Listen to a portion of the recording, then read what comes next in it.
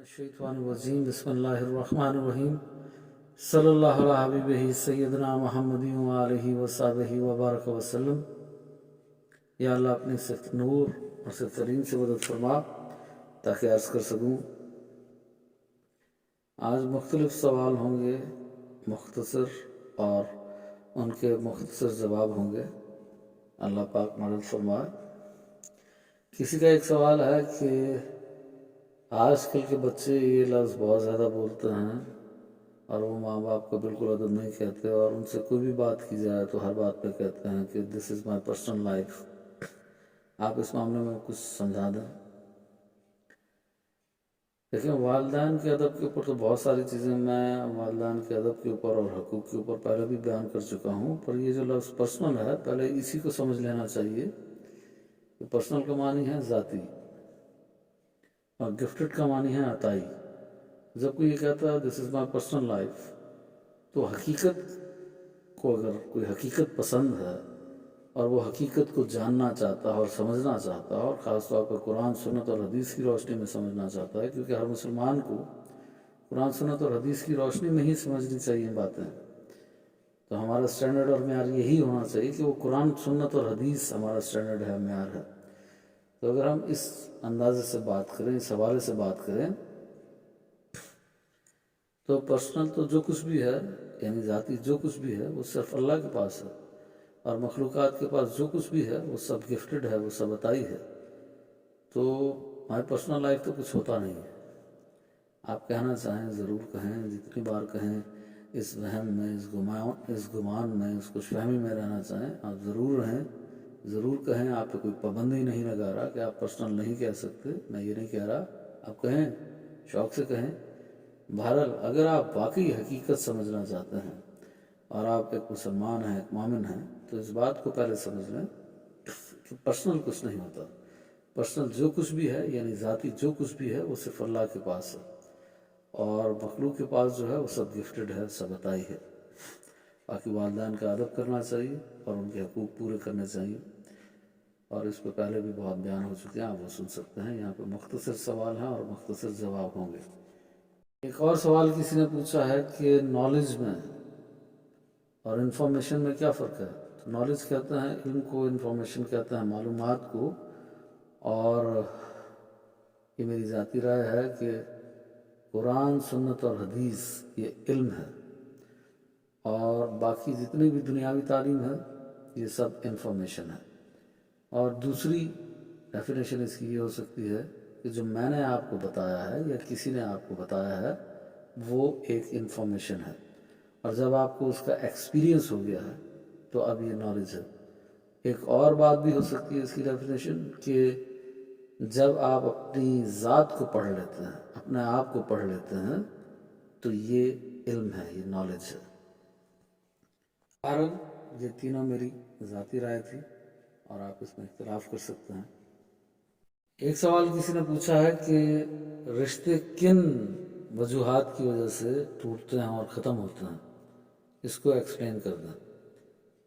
तो शक एक ऐसी बुरी आदत है, और सिर्फ बुरी आदत नहीं है बल्कि बहुत बड़ी बीमारी है, और ये एक बातिन की बीमारी है। जैसे एक ज़ाहिर में बीमारी होती है और एक बातिन में होती है। ज़ाहिर में आपको नज़ला, खांसी, ज़ुकाम, बुखार हो गया, ये ज़ाहिर की बीमारी है, और कुछ बातिन की बीमारी होती हैं जैसे हसद, बुग़्ज़, तकब्बुर, कीना, शक। तो ये एक बातिन की बीमारी है शक। तो शक एक ऐसी बड़ी बीमारी है जिसकी वजह से रिश्ते नाते टूट जाते हैं, और बल्कि शक किसी चीज़ में भी पैदा हो जाए उस चीज़ को बर्बाद कर देता है। खूनी रिश्ते बहुत ज़्यादा मजबूत होते हैं, अगर वहाँ पे भी शक पैदा हो जाए बहन भाइयों के नज़दीक आपस में, तो वो एक दूसरे से बात करना तो बहुत दूर की बात, 10-10 साल मुलाकात तक नहीं करते। तो रिश्तों को शक बर्बाद करता है। अगर कोई मुर्शिद है और कोई मुरीद है यानी स्टूडेंट है, और उसको अपने मुर्शिद के बारे में शक पैदा हो जाए, तो सारा का सारा फैज़ ख़त्म हो जाता है, फैज़ तबाह बर्बाद हो जाता है उस मुरीद का, उस स्टूडेंट का। वो कहते रहते हैं हम नमाज़ें पढ़ रहे हैं, दरूद वज़ात ज़िक्र कर रहे हैं, اور ساری چیزیں کر رہے ہیں، پھر بھی ہمیں فیض نصیب نہیں ہو رہا، حاصلات نہیں ہو رہی، تو اس کے پیچھے وجہ یہ ہوتی ہے کہ آپ کے اندر شک پیدا ہو گیا ہے مرشد کے بارے میں۔ ایسے اگر میاں بیوی میں شک پیدا ہو جائے تو طلاق تک بات پہنچ جاتی ہے، اور کبھی تو اگر خاوند کا شک اتنا بڑھ جائے تو اکثر لوگ یا کچھ لوگ اپنی بیویوں کو قتل تک کر دیتے ہیں۔ تو جہاں پہ شک پیدا ہو جائے گا وہ شک ہر چیز کو تباہ و برباد کر دے گا۔ دین کے معاملے میں شک پیدا ہو جائے تو وہ ایمان کو برباد کر دیتا ہے، ایمان ختم ہو جاتا۔ تو شک ایک ایسی بہت بڑی بیماری ہے جو اس چیز کی بہت اہم وجہ ہے، جس کی وجہ سے رشتے، ناطے اور تعلق ختم ہو جاتے ہیں۔ یہ سوال پیدا ہو سکتا ہے کہ پھر اس بڑی بیماری کا علاج کیا ہے؟ تو آپ جو بھی مسئلہ دوسرے کے اندر آپ کو نظر آ رہا ہے، عیب نظر آ رہا ہے، نقص نظر آ رہا ہے، کوئی برائی نظر آ رہی ہے، تو اپنے آپ کو اس کی جگہ رکھ کے سوچیں۔ مثال کے طور پہ آپ کے سامنے کوئی چور ہے اور آپ اس کو سمجھنا چاہتے ہیں، تو اس کو اپنے اوپر اپلائی کر کے دیکھیں کہ یہ غلطی آپ سے ہوئی ہے، یہ چوری آپ سے ہوئی ہے۔ سوچیں وہ کیا سچویشنز، کنڈیشنز اور حالات ہوں گے، واقعات ہوں گے کہ جس کے اندر میں چوری کرنے پہ مجبور ہو جاؤں گا۔ تو آپ کو اندر سے ایک آواز آئے گی کہ یہ واقعات ہو سکتے ہیں، حالات ہو سکتے ہیں جس کی وجہ سے میں چوری کرنے پہ مجبور ہو جاؤں گا۔ ہو سکتا ہے اس کے ساتھ یہ ہوا ہو۔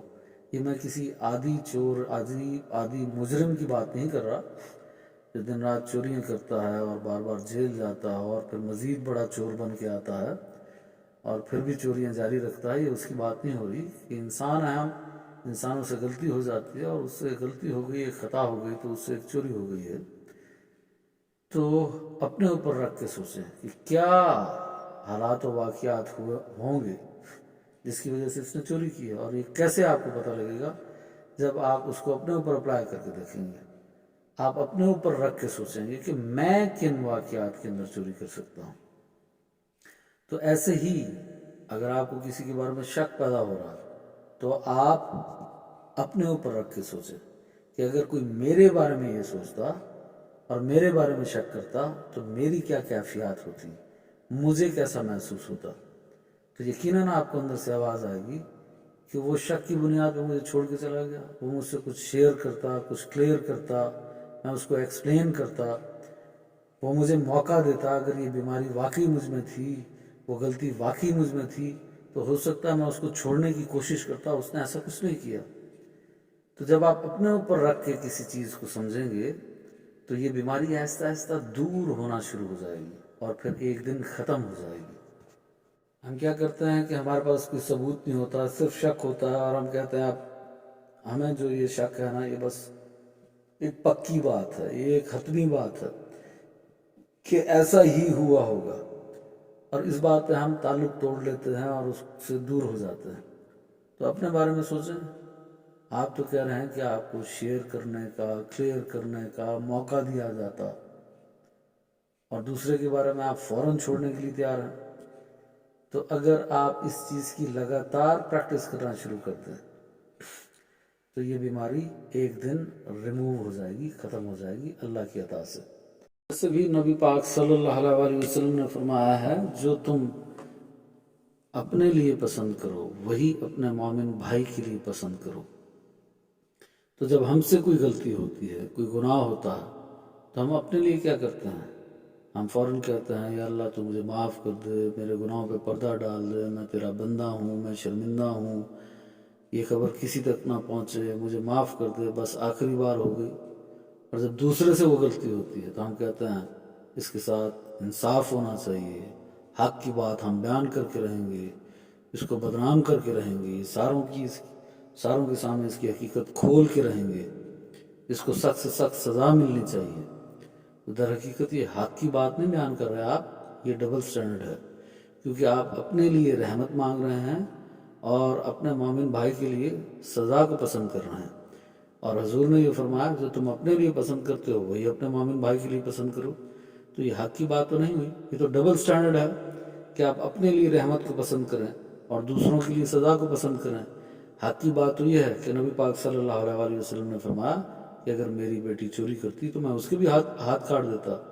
حق کی بات یہ ہے کہ اگر آپ سے غلطی ہوئی ہے تو آپ اپنے آپ کو سزا کے لیے پیش کرنا چاہتے ہیں، اگر کرنا چاہتے ہیں تو پھر ٹھیک ہے، دوسرے کو بھی سزا کے لیے پیش کر دیں، یہ حق کی بات ہے۔ پر آپ تو خود رحمت مانگنا چاہتے ہیں، اپنے گناہ پہ پردہ ڈالنا چاہتے ہیں، اور دوسرے سے وہ غلطی ہو جائے تو چاہتے ہیں کہ اس کے ساتھ فوری طور پہ انصاف ہو جائے، اس کو سزا مل جائے، وہ ذلیل ہو جائے، رسوا ہو جائے، برباد ہو جائے۔ تو یہ حق نہیں ہے، یہ ڈبل سٹینڈرڈ ہے، اور یہ ساری کی ساری بیماریاں ہمارے باطن کے اندر موجود ہیں، اور اس کا طریقہ کار وہی ہے کہ آپ دوسرے کو سے جو غلطی ہوئی ہے اس کو اپنے اوپر رکھ کے سوچیں، تو انشاءاللہ آپ کو بات سمجھ میں آ جائے گی، اور ان ساری بیماریوں سے بچنے کا حل بھی سامنے آ جائے گا۔ ایک سوال یہ ہے کہ یہ آج کا آخری سوال ہے، ویسے سوال تو اور بھی بہت ہیں، پر میں بس آج اسی سوال کا جواب دوں گا۔ یہ آخری سوال ہے کہ انلائٹنڈ کون ہوتا ہے؟ تو اس پہ تو بہت شور ہے پوری دنیا میں، اور ہر کسی کی اپنی ایک رائے ہے، ہر کسی کی اپنی ایک ڈیفینیشن ہے۔ خاص طور پہ یہ کہا جاتا ہے کہ جو بھی یہ قرآن سنت اور حدیث کی باتیں کرتے ہیں مولانا حضرات، یہ ایکسٹریمسٹ ہیں، اور جو بھی بے حیائی کی، بے شرمی کی، اور آدھے کپڑے پہنتا ہے اور ناچنا گانا یہ اس کا کام ہے، وہ انلائٹنڈ لوگ ہیں۔ تو ہر کسی کی اپنی ایک رائے ہے۔ تو بہرحال انلائٹنڈ وہ ہوتا ہے، اور وہ اپنی زبان سے خود کہتے ہیں کہ ہم انلائٹنڈ ہیں۔ تو انلائٹنڈ وہ ہوتا ہے جو اپنی زبان سے نہ کہے کہ وہ انلائٹنڈ ہے، بلکہ جب آپ اس کے ساتھ بیٹھیں تو آپ کو اپنے اندر تبدیلی محسوس ہو، اور وہ تبدیلی پازیٹیو ہونی چاہیے، کیونکہ ہر تبدیلی اچھی چیز نہیں ہے۔ مثال کے طور پہ آج آپ مسلمان ہیں اور کل آپ تبدیلی اپنے اندر لے آئیں اور عیسائی ہو جائیں، تو یہ کوئی اچھی بات نہیں ہے۔ مثال کے طور پہ آپ اللہ کے کلام کو بدل دیں تو یہ تبدیلی کوئی اچھی تبدیلی نہیں ہے۔ جیسے اللہ قرآن میں فرما رہا ہے کہ ان کے شریر علماء نے، ان کے علماء سو نے پچھلی تمام آسمانی کتابوں کو بدل دیا، یعنی یہود و نصارہ نے اور ان کے علماء نے، یہود و نصارہ کے شریر علماء نے، علماء سو نے پچھلی تمام آسمانی کتابوں کو بدل دیا۔ تو یہ تبدیلی کوئی اچھی چیز نہیں ہے، تبدیلی پازیٹیو ہونی چاہیے، اور پازیٹیو کی بھی ہر کسی کی اپنی ڈیفینیشن ہے۔ ہو سکتا ہے رشوت خور کی پازیٹیو کی کوئی اور ڈیفینیشن ہو، گانے بجانے والے کی پازیٹیو ہونے کی کوئی اور ڈیفینیشن ہو۔ بہرحال کوئی اگر مسلمان ہے، مومن ہے، تو اس کی پازیٹیو ہونے کی ڈیفینیشن یہ ہونی چاہیے، اور اس کا سٹینڈرڈ اور معیار یہ ہونا چاہیے کہ جو بھی بات قرآن سنت اور حدیث سے ثابت ہے یہ پازیٹیو ہے، اور جو اس سے ثابت نہیں وہ پازیٹیو نہیں ہے۔ انلائٹنڈ وہ ہے جس کے ساتھ آپ جب بیٹھیں تو آپ کو اپنے اندر پازیٹیو تبدیلی محسوس ہو، آپ خود محسوس کریں کہ اندر کچھ بدل رہا ہے، آپ بہتری کی طرف جا رہے ہیں، آپ ایک اچھے انسان بن رہے ہیں، آپ شریعت کے پابند ہو رہے ہیں، اور آپ میں اور بہت سی خوبیاں پیدا ہو رہی ہیں۔ تو در حقیقت وہ شخص انلائٹنڈ ہے، اور سب سے بڑھ کر وہ شخص انلائٹنڈ ہے جو اپنی ذات سے واقف ہو، اپنی صفات سے واقف ہو، جو اپنے آپ کا عالم ہو، وہ کم از کم اپنے آپ کے بارے میں تو جانتا ہو۔ دعویٰ ہے کہ آپ اللہ کا کلام سمجھنے جا رہے ہیں، آپ کو تو اپنی کیفیت کا نہیں پتہ، آپ کو تو اپنا کلام نہیں سمجھ میں آتا، آپ تو اپنی ذات و صفات سے واقف نہیں، آپ اللہ کی ذات و صفات کی معرفت اور پہچان کی باتیں کر رہے ہیں، آپ اللہ کے کلام کو سمجھنے کی بات کر رہے ہیں، اور آپ کو اپنا آپ ابھی تک نہیں سمجھ میں آیا، آپ دنیا کو قابو کرنے کی باتیں کر رہے ہیں اور آپ ابھی تک اپنے آپ کو نہیں قابو کر سکے۔ تو در حقیقت انلائٹنڈ وہ ہے جو اپنے آپ سے واقف ہو، اور جب آپ اس کے ساتھ بیٹھیں تو آپ کے اندر پازیٹیو تبدیلی آئے، آپ چیزوں کی حقیقت سے واقف ہو جائیں، آپ کو ہر واقعے کی حکمت سمجھ میں آنا شروع ہو جائے۔ یہ انلائٹنڈ ہونے کی نشانی ہے کہ جب بھی آپ کسی انلائٹنڈ کے ساتھ بیٹھیں گے تو یہ سب تبدیلیاں، یہ پازیٹیو تبدیلیاں آپ محسوس کریں گے اپنی زندگی کے اندر۔ آخر میں بس یہی کہنا ہے کہ ان میں جو بھی باتیں حق تھیں अल्लाह उनको समझने की तौफीक अता फरमा, और जो भी बातें गलत थी वो यकीनन मेरी जानिब से थी, अल्लाह उसमें मुझे माफ़ी अता फरमा। आमीन।